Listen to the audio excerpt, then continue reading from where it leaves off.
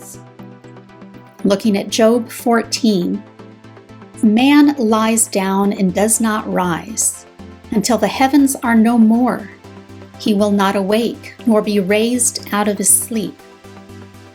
Now here, Job addresses God. Oh, that you would hide me in the grave, that you would conceal me until your wrath is past, that you would appoint me a set time and remember me. Notice here, this passage uses that metaphor for death that the Bible uses over and over, that metaphor of sleep. The first death is like the very deepest sleep that we can and will be awakened from. And Job gives a clue as to when he believes his resurrection will occur, and that is when the heavens are no more.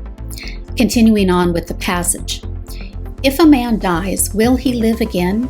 All the days of my service I will wait until my change comes. You will call, and I will answer you. You will long for the work of your hands.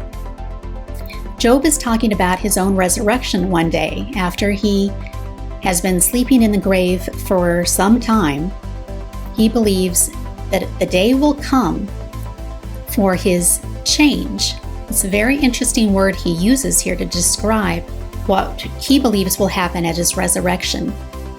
The Hebrew word behind that English word change, most of the time it's used, it refers to a change of clothes. Let's say you pack for a trip and you are going to be gone a few days and you pack several changes of clothes. That's the word that is used here.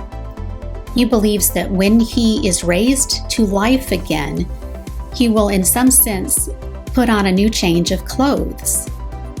It sounds very much like what Paul talks about with putting on immortality and being further clothed when death is swallowed up in the victory of life. It also harkens back to the Garden of Eden, when it seems that before their rebellion, they were clothed in everlasting life, and they lost that and suddenly felt a nakedness as never before. Also notice here in this passage another way that Job refers to his future resurrection, speaking to God. You will call, and I will answer you. In other passages about resurrection, sometimes we see the presence of Michael, the archangel, who is the one who calls the dead to life again. It makes sense that Michael the archangel is a reference to Jesus in this role as the one who wakes up the dead.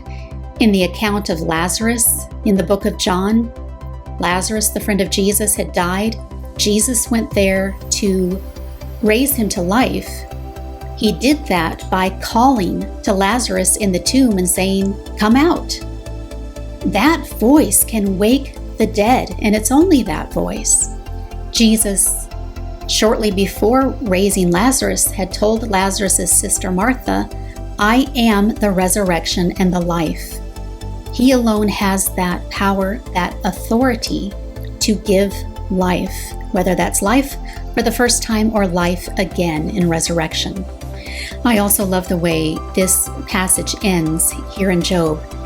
Job says to God, "You will long for the work of your hands."